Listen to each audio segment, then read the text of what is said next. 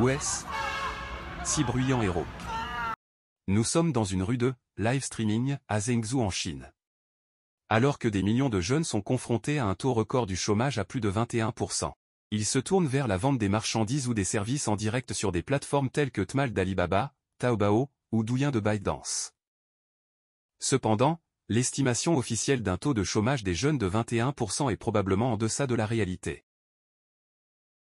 Une enquête menée en juillet 2023 auprès de plus de 10 000 jeunes sur la plateforme de médias sociaux Sina Weibo a révélé que plus de 60% d'entre eux disaient être emballés par l'idée de devenir des célébrités du web ou des streamers en direct.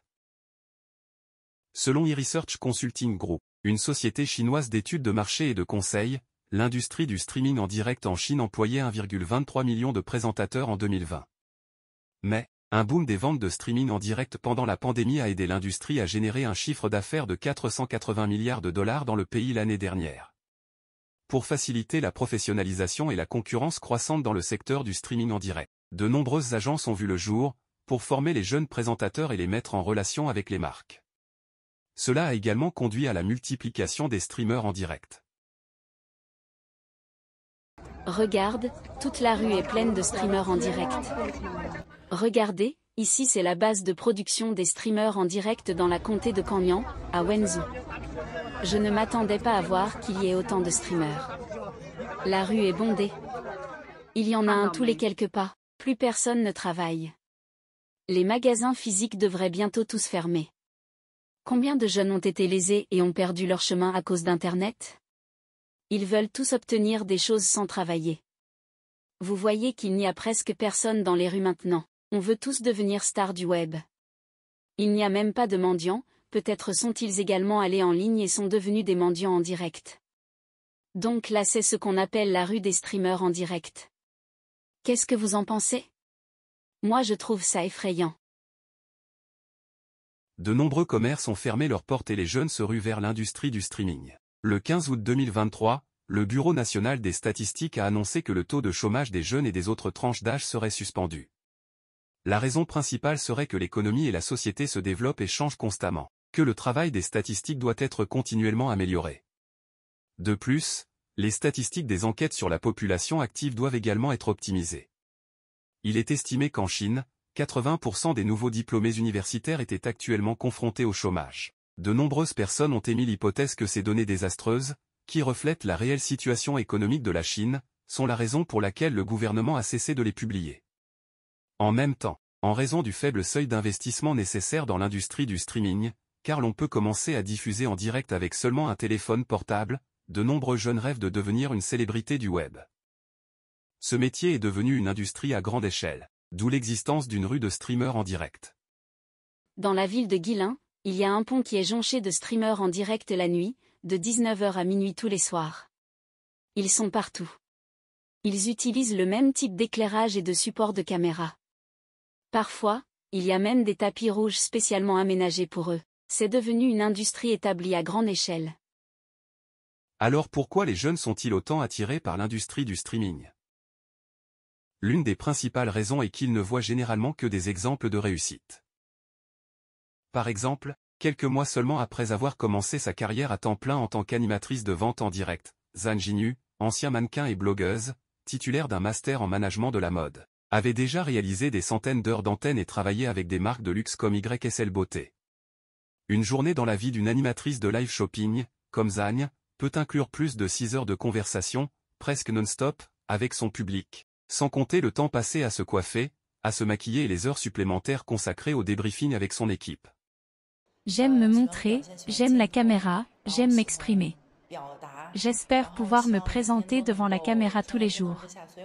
J'étais mannequin et blogueuse, donc j'ai pensé que peut-être le travail d'une animatrice de live stream serait plus intuitif. Les données de chaque diffusion en direct reflètent mes capacités et il y aura également beaucoup de commentaires et d'interactions dans la salle de diffusion. J'apprécie tous ces facteurs, c'est pourquoi j'ai choisi ce métier. Je pense que mon attention sera attirée par les meilleurs hôtes, mais cela ne détermine pas si j'achète. Parce que je pense que les prix des produits sont plus ou moins les mêmes d'un canal à l'autre. Je n'ai pas le temps de comparer si une chaîne propose 100 yuan moins cher qu'une autre. Par contre, il y a des émissions en direct très intéressantes avec des animateurs qui vendent des marchandises. J'ai même vu des émissions en live pour vendre des produits en utilisant les mouvements de danse. J'ai trouvé cela très original. En fait, ce sont ces nouveautés qui me feront passer commande. Je trouve que c'est très bien. Mais depuis l'épidémie de 2020, l'économie chinoise s'est fortement détériorée, le chômage des jeunes a grimpé en flèche. Il y a eu 1,23 million de personnes qui ont afflué vers l'industrie du streaming en direct au cours des 3 dernières années. L'industrie a connu une croissance explosive.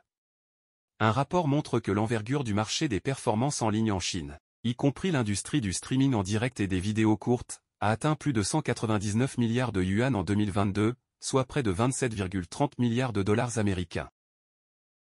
Le rapport mentionne que l'industrie du streaming en direct a progressivement montré une tendance chez les streamers, ils ont un niveau d'éducation plus élevé, sont plus jeunes et font preuve de plus de professionnalisme. Cela témoigne indirectement du fait que le secteur du streaming en direct est extrêmement compétitif et compte un grand nombre de jeunes au chômage. Cela concorde ainsi avec les hypothèses selon lesquelles le taux de chômage des jeunes serait bien plus élevé que les données officiellement publiées.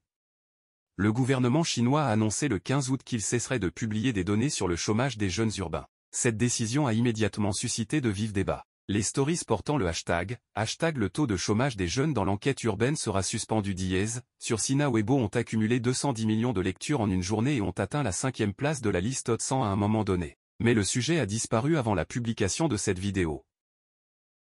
Selon les publications officielles en Chine, le taux de chômage des jeunes était de 20,4% en avril, 20,8% en mai et 21,3% en juin. Le taux a dépassé le seuil de 20% pendant 3 mois consécutifs.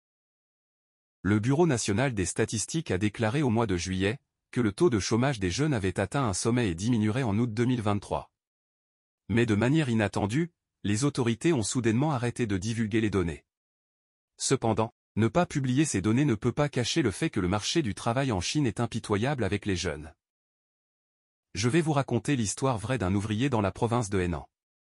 Un jeune homme, diplômé d'une licence, part travailler dans une usine dirigée par un soi-disant entrepreneur national. Son travail consistait à travailler sur une chaîne de montage.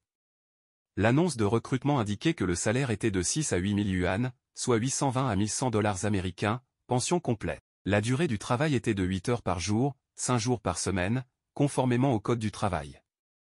Donc, ce jeune homme a bêtement travaillé en respectant les heures indiquées dans l'annonce. Il travaillait 8 heures par jour, avec 2 jours de repos le week-end. Il était toutefois surpris de voir son collègue, avec qui il partageait la même pièce, faire des heures supplémentaires tous les jours, sans prendre de repos le week-end. Lorsqu'il a reçu son salaire, il s'est aperçu que son salaire brut était de seulement 2360 yuan, soit 324 dollars américains, c'est le salaire minimum de la région. Lorsqu'il s'est renseigné à ce sujet, on lui a répondu qu'il ne pouvait obtenir que le salaire minimum parce qu'il ne faisait pas d'heures supplémentaires.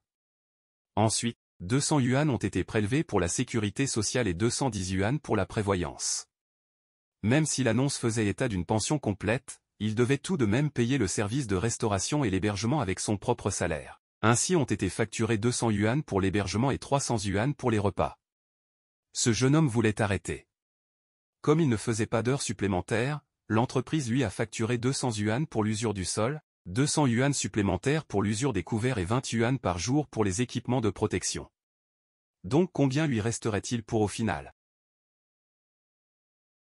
Après avoir travaillé comme infirmière au Japon pendant 6 ans, j'ai gagné au total 1,5 million RMB, soit plus de 200 000 dollars américains. Pour tout vous dire, mon salaire est de 5 millions de yens japonais, soit 35 000 dollars américains par an. En 6 ans, j'ai gagné un total de 200 000 dollars américains. À l'époque, je pensais que je travaillerais pendant 3 ans et que je rentrerais chez moi dès que j'aurais les moyens d'acheter une maison. 6 ans se sont écoulés et j'ai économisé suffisamment d'argent pour acheter un bien. Mais pourquoi je ne suis pas retournée dans mon pays d'origine? C'est parce que je n'ai pas de bon diplôme. Je n'ai qu'une licence et j'aurai bientôt 30 ans. À mon âge et mon niveau d'études, il est difficile de trouver un travail décent en Chine. De plus, nous savons tous que les Japonais sont simples et disciplinés.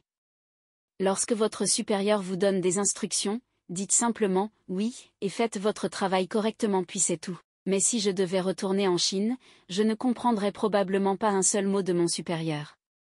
Car il aurait beaucoup d'arrière-pensées et je n'en comprendrais aucun. Donc, si je devais retourner en Chine, je n'aurais pas assez de quotient émotionnel ni de diplôme suffisant, et je ne saurais pas comment survivre au travail. Je vais vieillir et ça serait très, très difficile pour moi de trouver un emploi. J'ai lutté pendant 6 ans mais j'ai finalement décidé de ne pas rentrer chez moi. Bien sûr, les gens m'ont demandé si j'avais l'intention de rester au Japon toute ma vie. Je peux seulement dire que si on me donnait une autre chance de choisir à nouveau, je choisirais toujours de travailler à l'étranger durant ma jeunesse. Les gens ne vivent pas seulement pour eux-mêmes. J'espère pouvoir donner un coup de main à mes amis lorsqu'ils sont en difficulté, et j'espère pouvoir dire à mes parents, prenez le meilleur médicament, lorsqu'ils vieilliront et tomberont malades. Je ne regrette pas les choix que j'ai faits il y a 6 ans.